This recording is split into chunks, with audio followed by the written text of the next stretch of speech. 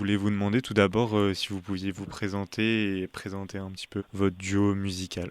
Ouais, bah alors du coup moi c'est Kevin Herbin, donc je suis l'un des deux fondateurs et musiciens actuels du groupe The Burning Days, qui est un duo à la fois rennais et parisien et qui officie dans des styles aussi variés que le rock, la pop et les différents genres. Et moi, je viens d'une formation plus plastique à la base, D'accord. alors que je dis qu'Ali, qui est mon associé, lui vient d'une formation vraiment musicale, et du coup, on a voulu monter un groupe qui mélange un peu les deux, ces deux genres-là différents pour avoir aussi bien une partie visuelle que musicale qui était Mhm. importante. Ok, et ça fait combien de temps que le groupe a été formé? Enfin, comment s'est formé le groupe aussi? Alors là, on va bientôt fêter nos 10 ans.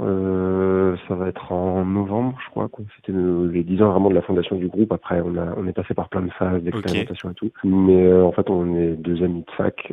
Et donc, c'était vraiment dans un cursus qui, justement, mélangeait pas mal de gens qui venaient des arts plus visuels et d'autres de la musique. Et en fait, on a commencé à faire des projets, vraiment transverses. Et d'accord. ça nous a bien plu. Et donc, à force de faire ce qui s'apparentait à des clips musicaux, on a commencé à composer nos propres trucs et du coup on s'est dit autant en faire un groupe quoi. Il y a des petits moments marquants ou quoi que vous avez en tête, que ce soit des sorties musicales ou petits gigs, des petits shows comme ça ou pas du tout? Ouais, du coup il y a eu c'est vrai que dès qu'on a commencé à faire nos premiers concerts, surtout pour moi qui a jamais été dans la musique, c'est vrai que c'était assez marquant. Au bout de Mhm. 1 ou 2 ans on a pu commencer à jouer sur Rennes. Il y a eu les premières fêtes de la musique aussi qui sont quand même des moments assez spéciaux, parce qu'on joue devant un public en fait qui est pas du Ok. tout habitué à ce qu'on peut faire ou quoi, donc c'est toujours des beaux moments. Et puis après on a eu aussi des beaux programmes d'accompagnement pour nous aider dans la structuration du groupe. Et puis les premières dates à l'étranger aussi, c'est toujours pas mal. On a été amené à jouer en Belgique Ok, il y a deux super. trois ans, donc là c'est vrai que c'est vraiment un moment à part. Et puis là on va bientôt jouer en Suisse, donc je pense que ce sera aussi quelque chose de très important pour nous. Génial. Ouais. Donc vos premiers concerts, c'était à la fête de la musique à Rennes. Ouais, on a commencé vers, si je dis pas de bêtises, c'était vers 2016, je crois que c'était les premières fêtes de la musique. Donc ouais, il y avait Rennes et puis pas mal de villes aux alentours, Dinan, etc. Donc on a beaucoup joué au début en région bretonne. Ouais. Ok, trop bien. Par rapport au nom du groupe, je me demandais si vous pouviez m'expliquer un petit peu l'histoire de ce nom. Ouais, alors ça vient d'un roman de George Orwell, donc celui qui a fait ensuite 1984 et La ferme des animaux notamment. Et en fait, c'est un de Mhm. ses tout premiers romans. Alors je crois que c'est pas exactement le premier, mais c'est un de ses tout premiers. En fait, il raconte un peu sa jeunesse en Birmanie, où il a été dans ce qu'on appelait les clubs de gentlemen à l'époque. Donc c'est vraiment quand la Birmanie appartenait à l'Angleterre. Et du coup, comme en fait, il y avait vraiment en Birmanie toute l'influence anglaise, je sens que lui était assez contre ça quand même, et qu'il était plus pour la liberté Mhm.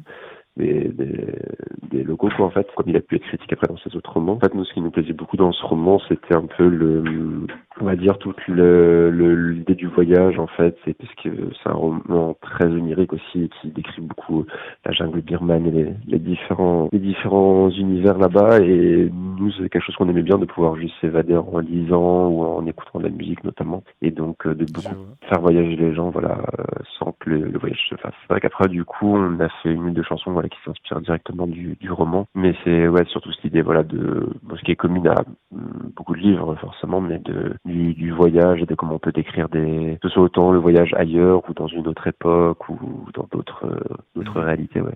Quelque chose qui nous parle bien, ouais. C'était quoi vos principales influences et comment vous décrirez votre musique? Pour les influences, c'est toujours compliqué parce que c'est vrai que nous, on a l'habitude après quand on discute avec les gens à la fin des concerts, on nous donne 1 million de références différentes à chaque fois. Que ce soit Ouais, des trucs plus ou moins obscurs. La plus grosse influence qu'on a, c'est un groupe qui s'appelle Animal Collective, qui est un groupe américain. Même sans ok. forcément prendre de ce qu'ils font, mais on aime beaucoup la liberté qu'ils ont. En fait, chaque album peut être différent et ils ont une grosse liberté créative. Après, on nous a dit qu'on pouvait être du Arcade Fire, qu'on pouvait être un peu de Muse quand on était rock, qu'on pouvait être des trucs très pop. On est très influencé par la pop des années 80-90 africaine, qu'on aime D'accord. beaucoup, qui est très naïve. On aime aussi tout ce qui se fait dans la musique japonaise avec le J-rock, la J-pop. Ouais, en fait, on prend vraiment de tout puisqu'on essaie d'être le plus différent dans ce qu'on peut être amené à produire et à jouer. Là notamment voilà pour le dernier album, celui qu'on va sortir bientôt, on a beaucoup de références électroniques en fait de DJ, des choses comme Jamie XX ou ce genre de choses. On essaie vraiment Ok. d'écouter de tout. Et pour les influences visuelles, du coup c'est pareil, on est influencé par beaucoup d'artistes différents, notamment Gorillaz, voilà, qui ont pu faire énormément de clips et dans Ouais. plein de styles différents. Et donc on essaie de voir ce qui se fait autant en France qu'à l'étranger, et de vraiment jamais s'enfermer trop dans un style ou dans une référence précise pour justement pas être amené à faire trop Forcément. la même chose. Par rapport à vraiment tout ce qui est processus artistique, performance, enregistrement, toutes ces choses que l'on fait en tant qu'artiste, entre guillemets, je me demandais quelle était votre partie préférée, que ce soit la vôtre ou celle de votre associé. C'est vrai que le live, ça reste quand même, je pense, le truc plus jouissif à terme. En fait, c'est vraiment quelque chose. Mhm. Moi, je me souviens les premières fois, parce on est passé par plusieurs types de formations, et quand on a vraiment été quatre avec donc deux autres associés, c'était vraiment quelque chose de fou de voir en fait moi voilà qui compose les musiques, c'est qui a jamais été dans la musique à la base, et là je me suis amené à composer des musiques qui sont jouées par des gens, c'était vraiment quelque chose qui était trop bien. Et du coup je pensais vraiment en fait quand tout devient concret, donc autant en live que quand on a un album qui enfin sort sur les plateformes de streaming et Ouais. qu'on peut le faire écouter aux gens, il y a quelque chose de en fait quand Mhm. ça devient vrai, concret, je pense que c'est vraiment le moment le plus Et la satisfaisant. connexion avec les gens et le retour des gens, peut-être. Oui, et puis voilà, en plus, quand les gens aiment bien, quand les gens se mettent à danser ou quoi sur devant la scène, là, je pense que c'est les meilleurs moments. Là, c'est vrai qu'on a eu des très belles dates comme ça où ça connecte bien avec les gens, et ouais, c'est ultra satisfaisant. Et du coup, c'est votre première fois au Havre? Ouais, c'est la première fois qu'on y va, même hors musique, je crois que c'est la première fois en tout cas pour ma part, parce que pour J.K. aussi, Ok. donc du coup, on espère avoir un peu de temps dans la journée pour visiter, et puis après profiter un peu Ouais, de ouais, la ça, soirée. ça vaut le coup.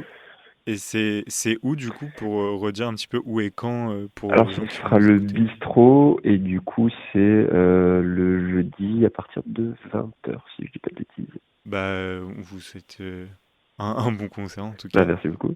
Et aussi, pendant que je vous ai, du coup, est-ce que vous pourriez me parler un petit peu de votre prochaine sortie musicale? Vous l'avez mentionné un petit peu, le prochain album, je Ouais, crois. du coup ça va être la théorie des foules, on l'a appelé, et donc ce sera 6 morceaux, donc comme je l'avais dit, du coup on va partir sur quelque chose de plus électronique et pop qu'on a pu faire avant, même si on a eu des petites périodes pop, mais là en fait le but c'était vraiment de singer ce qui peut se faire dans le milieu électronique, et surtout pour le live en fait on a un peu repensé tout le live et être dans un mix entre à la fois un vrai live avec donc Julie Calque à la guitare et en même temps un DJ set, parce que moi du coup je suis vraiment aux machines et au chant.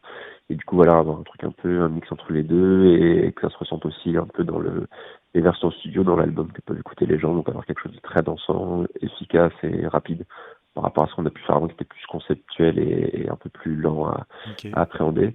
Et donc on est pour l'instant sur une sortie en fin d'année. Il y aura des petits clips et des petits singles pour teaser qui vont normalement sortir bientôt. Donc voilà, on attend d'avoir la petite tournée cette semaine, et puis après on se met à tout ça. D'accord. Et parce que ouais, vous faites une tournée pas que au Havre là pour un petit peu teaser cet album. Ouais, du coup là on va jouer à Paris aussi samedi, donc on a Genève en Suisse dimanche, et on jouera aussi à Bourges le mois prochain, puis on est en train de booker quelques autres petites dates pour aussi revenir un peu en Bretagne, vu que c'est notre terre de cœur Génial. forcément. Et vous chantez plus en français en fait dans dans ce nouvel Ouais, album, c'était pardon. vraiment le pari, vu qu'on a toujours été sur de l'anglais, à part à de rares petites occasions avec des passages parlés en français, mais en fait moi c'est vrai que l'anglais j'étais plus à l'aise, parce que c'est toujours plus facile de dire des choses en anglais. Ouais, ça laisse une petite distance entre l'auditeur Ouais. et le chanteur, et puis je sais pas, je trouvais ça plus facile de dire des trucs peut-être intimes aussi, et du coup je voulais un peu me mettre le challenge pour une fois, essayer de voilà dire des trucs de manière crue et plus frontale en français, et puis ça change aussi pas mal le chant, et c'était un beau challenge. Ouais.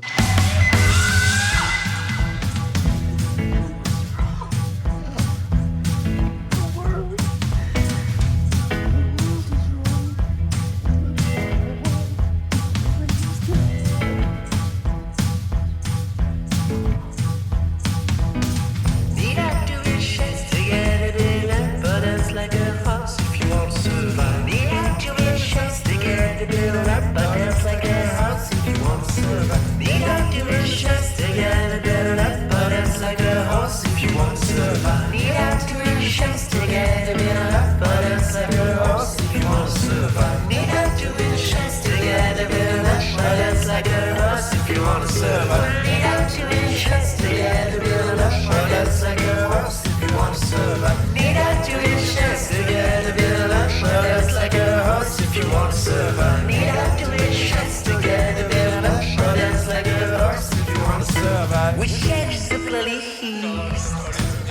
to being a flowers to the limit. Something causes a sun. You have to be a chance to get a bit of dance like a horse if you want to survive. You have to be a chance to get a bit of dance like a horse if you want to survive. You have to be a chance to get a bit of dance like a horse if you want to survive. You have to be a chance to get a bit of dance like a horse if you want to survive. Oh, you have to rush it. Oh, you have to rush it. Rush it, rush it, rush it, rush it.